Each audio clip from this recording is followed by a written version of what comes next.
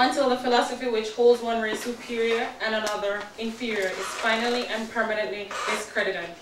Until there are no longer any first or second-class citizens of any nation. Until the color of a man's skin is of no more significance than the color of his eyes. That until the basic human rights are equally guaranteed to all without regard to race. That until that day the dream of lasting peace and world citizenship and morality will remain a fleeting illusion.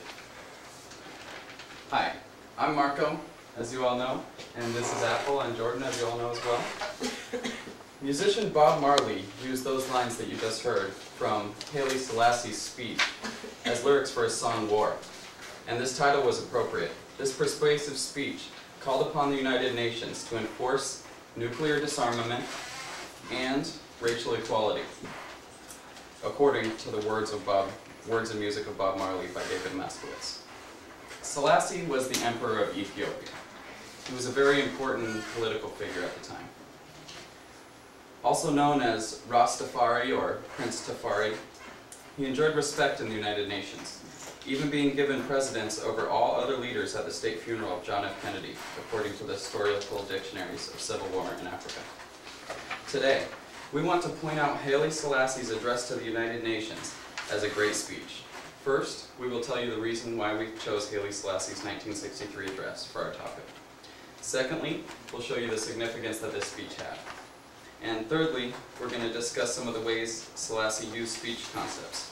Finally, each one of us is going to show you why Selassie inspires us as speakers. We now turn to Apple, who will talk about the reason why our group chose this speech. Why we chose this speech. First, I'll discuss with you a little about his background, why his war speech was such an influence, and how it influenced us.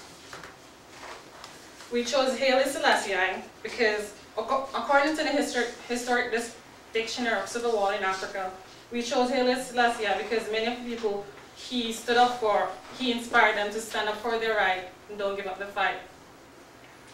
His war speech spoke out against racism and injustice that many people faced in their daily life, especially Ethiopians. We chose him because of his leadership. He stood up, letting Ethiopians know they are worthy of all things just.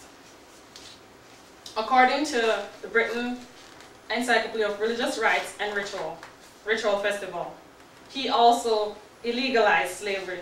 He was born Tafari, and as such known as Prince Tafari, and as the Rastafarian slogan, Rastafari, short for Tafari, and that's why we chose him. And now, Jordan will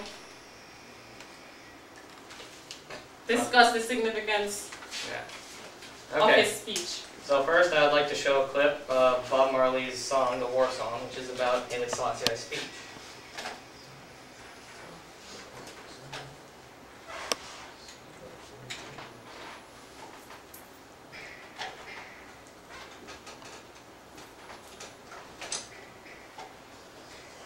No, that's not what it is.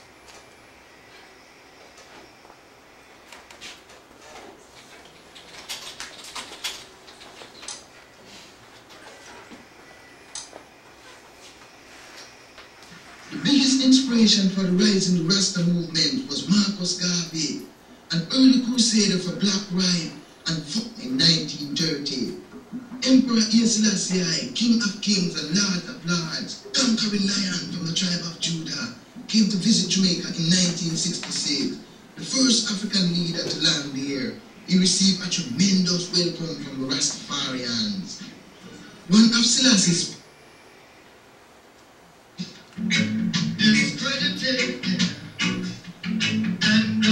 This is what the song sounds like.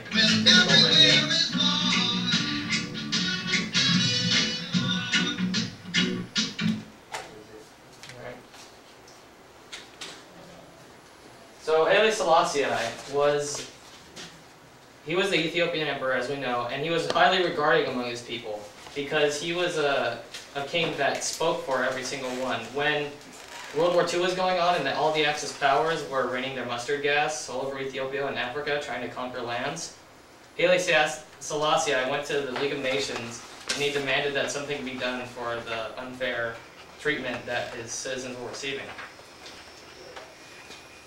He proudly wore liberty and equality around his belt as what kept him going for the people, what his main message was about.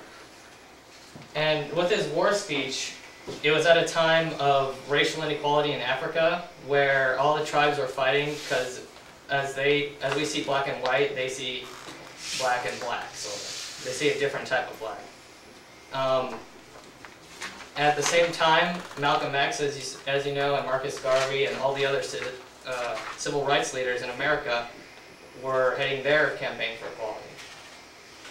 Now, Haile Selassie, because of his war speech, was regarded highly in the Rastafarian movement. He brought out Ethiopia out of the shadows, pretty much, because of how he appealed to the United Nations, the League of Nations. And Selassie fought battles with force only when there was no other choice. He preferred to try and get people such as Martin Luther King would get boycotts. He'd get people to speak out and rally for more people to host campaigns to get heard. For example, at the end of this war speech, the full speech, he says, "We owe allegiance not to nations, but to our fellow men." He was concerned more in fellow man than any other government, making profit off that government, as such of the many world leaders were doing at that time. His solution was not to get these differences to just learn to deal with one another by themselves. It was to get society to look at people and look past what they've done in their life, things such as that, but look at what their experience had been, what facts they may know, and judge them based off that. Okay, let's talk about some of the fundamental speech concepts that Haile Selassie used to become such a great speaker. I mean, we know he accomplished a lot of great things. He abolished slavery in his country. He persuaded the UN to make harsher regulations regarding nuclear disarmament. Now, we all think of public speech, it's a way for us to get an A. Haile Selassie had to be a great speaker, or else his people were going to stay in slavery, or else the world might end from a nuclear bomb, so he was under pressure. Haile Selassie was a fearless man. Jerry Seinfeld once said that there's two things that people fear the most. The first is public speaking, the second is death. So they'd rather be in the casket than give him the eulogy. Haile Selassie didn't fear either of these things because he spoke out against violent radicals. One of the main concepts that he used was repetition. As you heard in our introduction, he says, until the philosophy which holds one man inferior and one man superior is completely disbanded and regarded. Until the color of a man's eyes are no more important than his skin. Until this, until that. This is driving home his point. This is a great thing that public speakers do. Martin Luther King used this as well. He said, 100 years later, or 100 years later, he kept saying the same thing over and over again. And it really helps the audience get into the speech. Also, he gave us a great reason to listen. In his introduction to his speech, he says that the things that he's going to talk about is the last hope for human peaceful survival. So if there's a better reason than that to listen, I don't know it. You could just really go on and on with all the fundamental speech concepts that Haile Selassie used. But I chose to cover those too. So now we're going to each talk about why Haile Selassie inspires us as speakers. Starting with that. Haile Selassie inspired me because he inspired me not to only stand up for what I believe in, but also to not be selfish while standing up for what I believe, but also consider my student body point of view. And he was very inspirational. Thank you. Haile Selassie stands up important to me because he stood up for what he believed in as well, and he stood for making everyone equal, but not having to force it upon anyone. He rather had violence as a last resort, because violence against the man was violence against God creation, which was violence against God. So, that's why it's important to me. Haile Selassie inspired me Because his words are beautiful. Even though he's talking about a very serious topic, the survival of mankind, the peaceful survival of mankind, he chose very beautiful words. That's the reason why Bob Marley was able to turn one of his speeches into a song. So he inspired me as that way because I'm a lyricist and I love putting beautiful words together. So now we're going to move on to our conclusion. Today, we have shown you that Haile Selassie's address to the United Nations is a great speech. First, we told you the reason we chose Haile Selassie. Second, we showed you the significance the speech had. Thirdly, we discussed some of the ways Selassie used fundamental speech concepts to drive his point home. And finally, we showed you why Haile Selassie inspires us individually.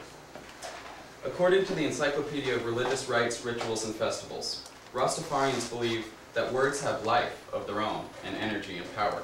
Well, this is certainly true with the words of their leader, Haile Selassie. Thank you.